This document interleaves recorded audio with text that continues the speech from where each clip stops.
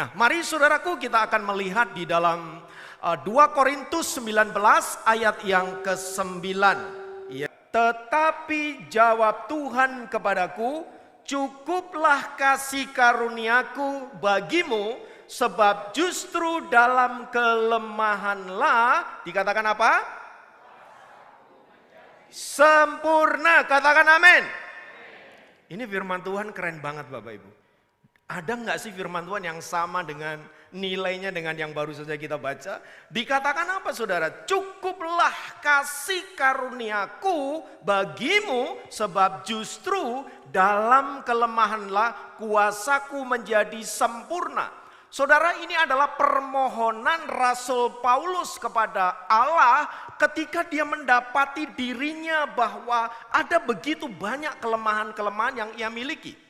Nah, kelemahan ini saudara dalam teks aslinya tidak melulu bicara fisik, misalnya sakit penyakit atau kelemahan-kelemahan berkaitan dengan dengan tubuh kita, tetapi juga berbicara kelemahan-kelemahan dalam hal karakter, saudaraku. Jadi Rasul Paulus, saudara, dalam segala kelemahan yang ia miliki, baik dari fisiknya yang juga mengalami kelemahan, maupun karakter-karakter yang mungkin saja masih ada dalam diri Paulus yang belum sesuai dengan kehendak Bapa, saudara. Paulus memohon agar Tuhan, saudaraku, mencabut semuanya itu. Karakter-karakter yang buruk, sakit, penyakit, apapun lah namanya. Tuhan tolong angkat ini, kata Paulus. Tapi Tuhan ngomong apa saudaraku? Nih bagian firman Tuhan yang baru saja kita baca. Tuhan katakan apa? Cukuplah kasih karuniaku bagimu. Sebab apa? Sebab justru dalam kelemahan-kelemahanmu lah kuasa Allah menjadi sempurna. Bapak Ibu tahu mengapa Tuhan ngomong begini? Sebab Anda tidak akan pernah tahu apa artinya kuasa Tuhan bekerja dalam hidup kita kalau kita nggak pernah mengalami kelemahan, betul? Kalau kita nggak pernah mengalami sakit penyakit, nggak ada yang bisa sembuhkan. Dokter hands up, angkat tangan semua. Iya, mungkin kita bawa ke para ahli-ahli, ya terapis misalnya, semua hands up, semua nggak sanggup, saudara. Pada saat itu, saudaraku ini dikasih Tuhan, dalam kelemahan itu, saudaraku, kita tahu ada satu pribadi yang dahsyat, pribadi yang luar biasa, yaitu Tuhan kita Yesus. Amin. Nah, inilah yang mau dikatakan Paulus. Dalam kelemahanmu ingatlah bahwa ada satu pribadi yang dahsyat, satu pribadi yang luar biasa, saudara, yaitu Tuhan kita Yesus Kristus. Haleluya. Nah, saudara-saudara, kalau kita berbicara tentang momen spesial hari ini ya saudaraku, ini kan momen spesial ya. Ulang tahun yang ke-59. Saya mau tanya, 59 itu muda atau tua saudara? Setengah tua ya, dikit lagi tua saudaraku ya. Nah saya mau tanya saudara, semakin tua kita biasanya apa yang terjadi saudara? Iya, apa yang terjadi? Maka manusia lahiriah kita dikatakan oleh firman Tuhan. Yuk kita lihat terlebih dahulu firmannya supaya tahu ya. Katakan apa? Sekalipun manusia lahiriah kami semakin merosot. Semakin tua usia kita saudara-saudara, maka manusia lahiriah yaitu badan kita, kualitasnya, kemampuannya makin hari makin merosot. Betul atau betul? Betul ya saudara ya. Coba kita cek and recheck. Dulu kita yang masih semangat, dulu kita kerja keras yang luar biasa, usia kita tidak lagi muda, 59 tahun, sebentar lagi 60 tahun dan seterusnya. Apa yang terjadi terhadap tubuh kita saudara? Semakin merosot saudara. Apa aja yang merosot saudara ya? Pandangan matanya mulai buram saudaraku ya. Mesti pakai kacamata min dan plus ya. Saya aja udah perlu kacamata min dan plus ya. Matanya mulai buram. Pendengarannya mulai saudara? Budak. Betul nggak ya? Bilang sama kanan kiri, lu budek nggak? Iya saudara. Pendengaran udah mulai budak ya saudara. Apalagi saudaraku ya? Otaknya sudah mulai bludrek. Betul nggak? Iya saudara, itu yang terjadi terhadap kita ya. Coba kita dulu, wah luar biasa ya. Nge-gym badannya mungkin, yang suka nge-gym kok Ajun ya. Saya juga suka nge-gym saudara ya. Wah semangat, saya kalau ada yang bisa ditinju-tinju tuh. Wah sekarang udah gak kayak dulu saudara. Itu adalah fakta ya saudara, itu adalah sebuah kepastian bahwa Bahwa tubuh kita makin hari itu makin merosot ya. Nah, ini tidak bisa kita tolak saudara-saudara ya. Saudara mau menolak seperti apapun ini saudara nggak bisa. Ini sebuah kepastian. Sebab pada akhirnya tubuh kita yang rentak ini saudara harus berakhir dengan satu kata saja, yaitu apa? Kematian. Bahasa Inggrisnya death. Bahasa Belandanya dood. Mati saudara, itu adalah ujung perjalanan hidup kita saudara. Jadi kalau kita hari ini saudaraku, usia kita nambah saudara, ya, memang tidak dapat kita pungkiri bahwa tubuh kita semakin hari semakin merosot. Itu nggak boleh kita tolak, itu adalah fakta dan memang itu akan terjadi. Tetapi tubuh boleh menjadi tua saudara-saudara, tetapi firman Tuhan katakan apa tadi? Ya, manusia rohaniah kita harus apa? Diperbaharui dari sehari ke sehari. Artinya kita harus menjadi pribadi-pribadi rohani yang semakin dewasa. Sebab apa saudara? Yuk kita perhatikan. Ini satu quote yang perlu kita renungkan. Menjadi tua itu pasti, betul? Tetapi menjadi dewasa itu sebuah pilihan. Sebab ada banyak orang menjadi tua tapi tidak menjadi dewasa. Artinya menjadi dewasa adalah sebuah pilihan. Kenapa saudaraku? Tadi firman Tuhan katakan dengan jelas sekali bahwa manusia batiniah kita saudara harus diperbaharui sehari ke sehari. Maka ketika Anda berulang tahun, pernahkah Anda bertanya-tanya, ya, selama sekian tahun ngapain aja dengan hidup kita?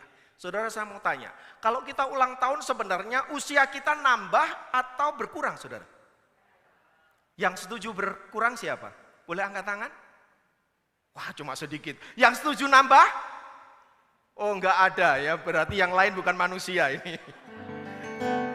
Ya saudara ya. Usia kita saudara memang makin nambah, tetapi kuotanya berkurang. Jadi saya mau tanya, siapa yang tahu kuotanya hari ini? Tanya kanan kiri, kuotamu piro? Kuota kita berapa saudara ya? Jadi kuota kita tuh berkurang saudara. Usia Anda nambah, tetapi kuota kita apa? Berkurang. Itu mirip kayak kuota listrik itu loh saudara ya. Itu ya token itu loh. Kalau waktunya habis saudara masuk dalam kegelapan. Itu namanya death saudara ya. Itu namanya dood saudara. Finish hidup kita. Nah saudaraku, dikasih Tuhan dalam situasi yang demikian ya saudara.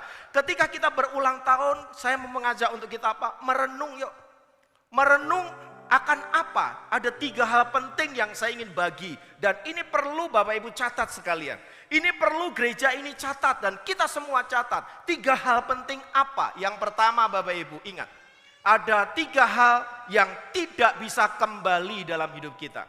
Betul saudara? Ada 3 hal yang tidak bisa kembali dalam hidup kita. Yang pertama adalah saudara punya waktu 24 jam. Saudara, saya mau kasih tahu. Jangan pernah sia-siakan waktu. Sebab waktu tak akan pernah kembali. Kata Yunani digunakan kata kronos. Kronos maksudnya adalah sebuah waktu yang berjalan dari jam ke jam, dari hari ke hari, dari bulan ke bulan, dari tahun ke tahun. Dan itu tidak pernah terulang kembali. Ingat, konsep waktu dalam Alkitab adalah linier dan bukan spiral. Kalau orang lain itu suka bilang begitu ya. Waktu itu kadang di atas, kadang di bawah. Itu nasib manusia saudara. Tapi waktu itu kronos, artinya linear, lurus dan tidak akan pernah kembali. 1 detik pun dalam hidup kita berjalan lurus. Itu tak akan pernah kembali saudara. Ingat, yang kedua adalah ucapan. Hati-hati dengan mulut kita saudara-saudara. Sebelum engkau ngomong terhadap siapapun, pikirkan 1000 kali sebelum engkau mengucapkan 1 patah kata. Sebab bila kita salah mengucapkannya, maka itu tak akan pernah bisa kita tarik kembali saudaraku. Dan yang tak akan pernah kembali dalam hidup kita adalah kesempatan. Dalam bahasa Yunani digunakan kata kairos. Ini adalah momen penting yang Allah kerjakan. Baik hidup saudara, keluarga, gereja Tuhan. Ada yang namanya kairos. Bila Anda tidak menangkap kairos itu hari ini, tak akan pernah terulang di kemudian hari. Kalau ada orang bilang ada yang namanya kesempatan kedua, saya mau kasih tahu, gak pernah ada namanya kesempatan kedua. Iya, kesempatan yang terjadi di esok hari itu tak akan pernah mengulang kesempatan yang kemarin kita lewati. Jadi tidak ada. Kesempatan kedua berbicara kesempatan yang lain, tapi bukan kesempatan yang sama dengan kualitas yang sama yang pernah kita miliki di waktu-waktu yang akan datang. Maka saudara-saudara, kalau Anda lewatkan satu kesempatan yang Tuhan berikan kepada kita, apapun nama dan bentuknya, saudara nggak akan pernah bisa mengulangnya kembali, saudara. Demikian program Sema kali ini. Sampai jumpa dalam program Sema yang lain. Tuhan Yesus memberkati. Rahmat-Mu nyata bagiku, hidupku di dalam tangan-Mu. Sejak pagi ku terbangun sampai ku terbaring, ku nyanyi kebaikan-Mu Tuhan. Sepanjang hidupku Kau setia, sepanjang hidupku Kau sangat baik. Nafasku memuliakan-Mu, ku nyanyi kebaikan-Mu Tuhan.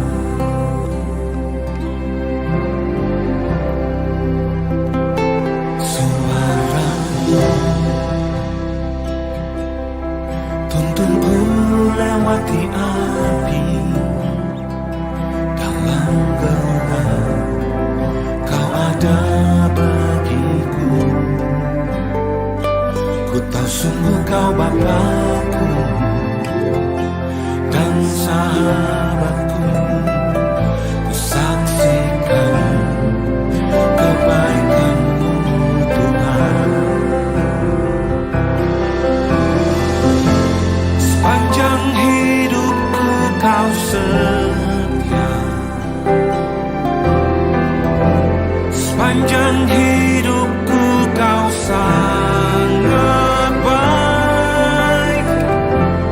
Nafasku memuliakan-Mu, ku nyanyi kebaikan-Mu Tuhan.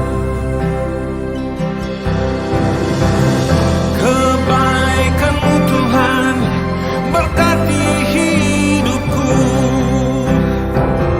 Kebaikan-Mu Tuhan sertai langkahku.